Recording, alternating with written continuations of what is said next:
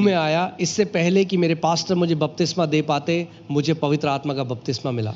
It did not happen to me like that, because when I came to the Lord, even before I could be baptized, my pastor could baptize me, I received the baptism of the Holy Spirit. और ये हम प्रेरितों के कार्य 10वें अध्याय में पढ़ते हैं कि सेम चीज कुर्नेलियस के परिवार में हुई जब पतरस गया। Amen. जब पतरस प्रचार ही कर रहा था, पवित्र आत्मा उनके ऊपर उतरा और वो पवित्र आत्मा से भर गए। And we find the same thing happen in Acts chapter 10 when Peter was preaching to the household of Cornelius. While he was still preaching, the Holy Spirit fell upon all of them and they got filled with the Spirit.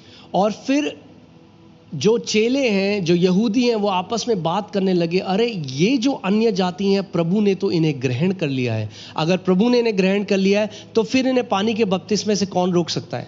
And then the disciples began to speak among themselves that the Lord has accepted these Gentiles. Now the Lord has accepted them, so who can stop them from water baptism? So I want you to pay attention.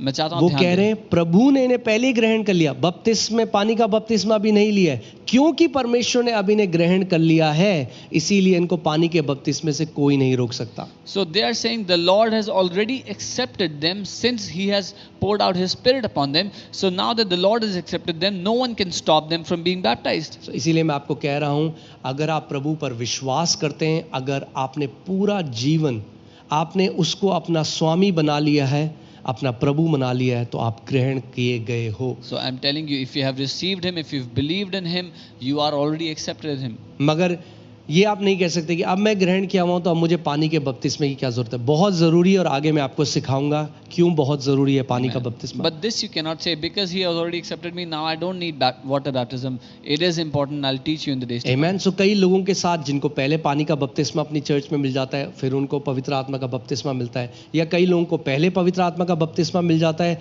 फिर वो पानी का बपतिस्मा लेते हैं। मगर दोनों बपतिस्मे जरूरी हैं, पानी का भी और आग और पवित्र आत्मा का भी। So for some people, first they get baptized in their church and then they receive the baptism of the Holy Spirit. For some people receive the baptism of the Holy Spirit first and then they get water baptized. But either way, both the baptisms